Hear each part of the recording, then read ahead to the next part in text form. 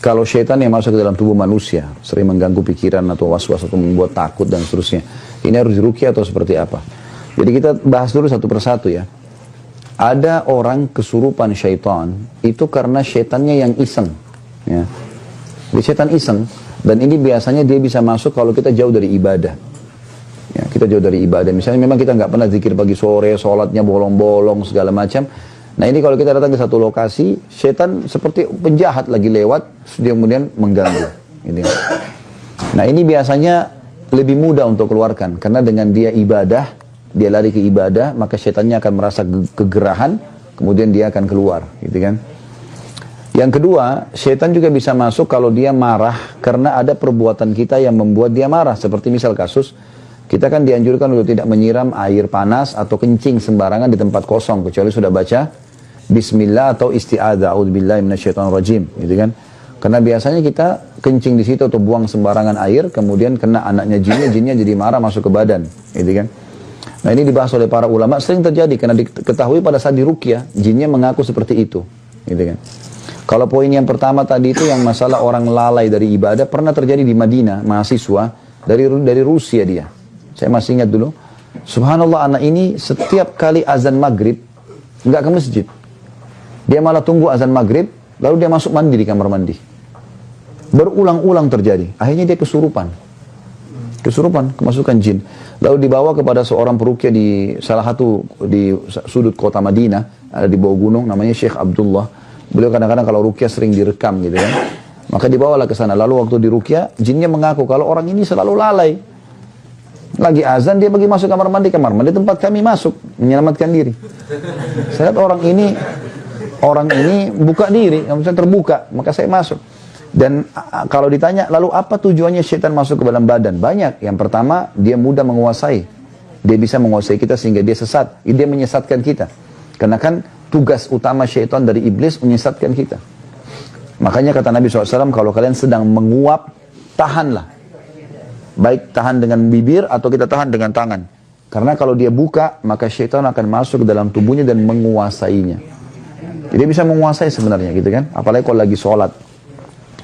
Jadi ini contoh-contoh. Jadi yang pertama bisa saja karena kelalaian kita maka dia masuk. Yang kedua karena dia iseng, gitu kan. Yang ketiga karena dasarnya kitanya manggil-manggil. Kitanya suka manggil-manggil, ya.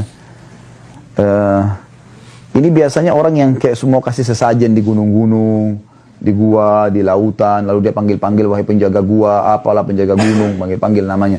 Nah ini biasa kena panggil-panggil nanti dia bisa kesurupan, gitu kan. Kesurupan. Yang keempat, dia ditransfer oleh orang lain seperti tenaga dalam, ya. Itu biasanya kan syaratnya dimandiin malam hari, apalah dengan rujuk kembang, apalah segala macam ini, maka ditransfer syaitan itu. Bahasanya di Indonesia biasa transfer aura. Padahal sebenarnya bukan transfer aura, itu tuh memang ada jin. Karena rata-rata teman-teman yang pernah belajar ini, tenaga dalam segala macam, mandi tengah malam, ini begitu kami ajarin ruqyah, begitu dia ruqyah dia muntah-muntah, reaksinya sendiri ada, gitu. Jadi memang reaksi itu bisa terjadi. Ini termasuk bisa. Yang kelima, bisa saja syaitan masuk justru karena dikirim oleh para penyihir.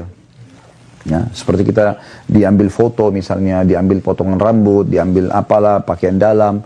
Makanya teman-teman sekalian hindari sekali foto yang dipajang.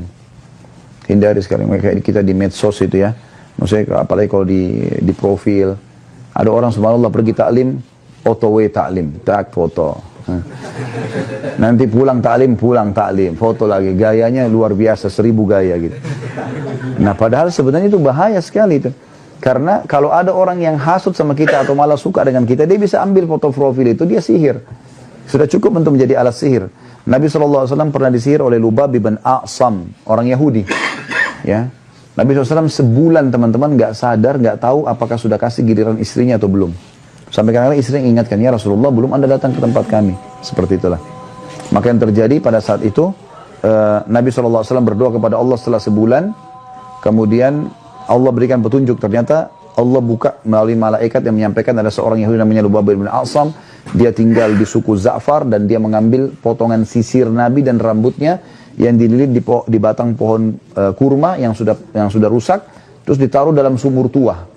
Maka Nabi SAW mengajak Zubair dan Ali radhiyallahu anhum ajma'in lalu membongkar sumur tersebut, mengeluarkan lalu memusnahkan buhulnya, ya. Makanya ini harus hati-hati teman-teman sekalian, ya. Dan kita harus bertakwa kepada Allah.